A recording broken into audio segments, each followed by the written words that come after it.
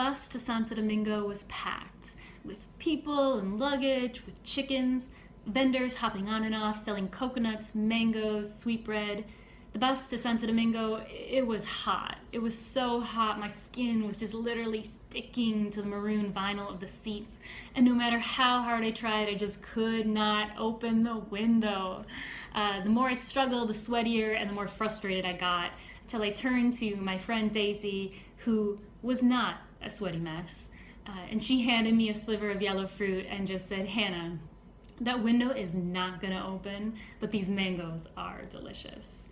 I tried a mango, it was tart and sweet, perfect. Daisy was right. So I decided to sit back, follow her lead, let it go, and enjoy the trip. Our day started early at 7:30. We were on a bus to Santo Domingo.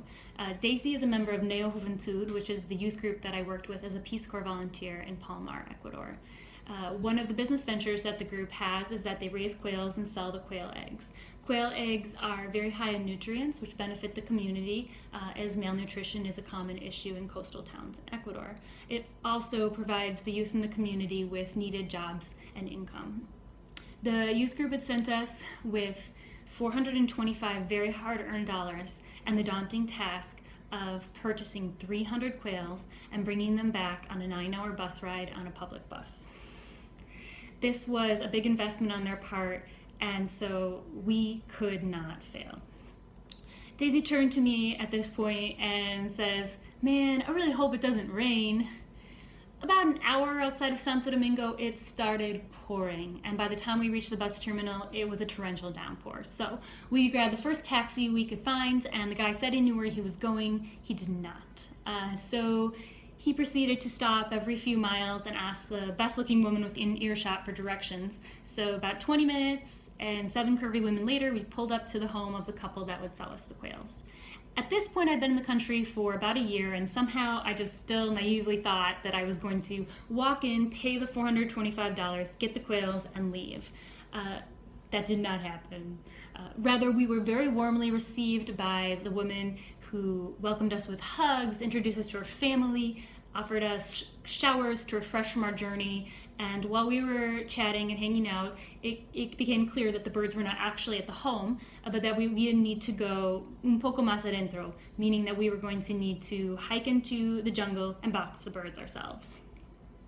We kept talking, and at some point the woman decided that it would be best if she and her husband went and boxed the birds, thus allowing Daisy and I to go and grab some dinner, as we hadn't eaten since earlier that morning. So we gratefully accepted her offer, thanked her profusely, and headed out to grab some dinner. At this point, I should mention that I am the third volunteer in my site, and the previous volunteer during my training had been an official trainer, and one story she told us during our training was how she had had to make this exact journey to purchase the quails by herself, and unfortunately 100 of the 300 quails died on the journey back. And it was a heartbreaking story. As I mentioned, the youth invested a lot of money in this project, and so she was very, very sad and upset to return with only 2/3 of the quails.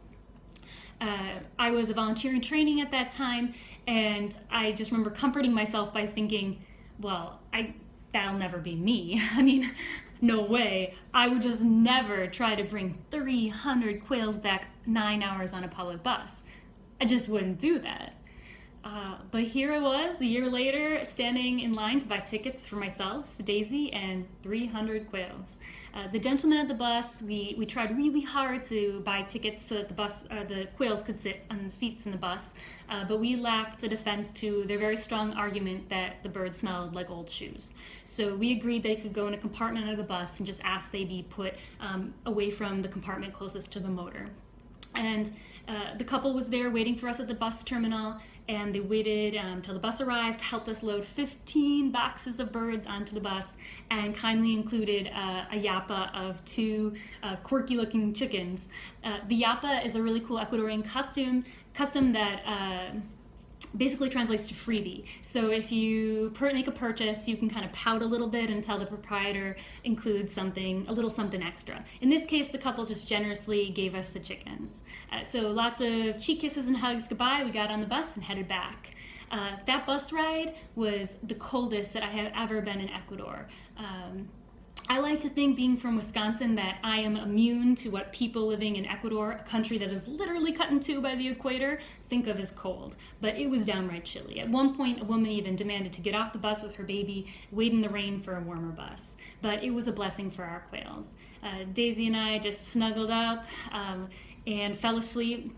We woke up that morning as we were pulling into the terminal, and all we could think was, did they make it? Are the quails alive? Waiting to get off that bus and see if the birds were okay, my anxiety was just, I can still feel it in my throat.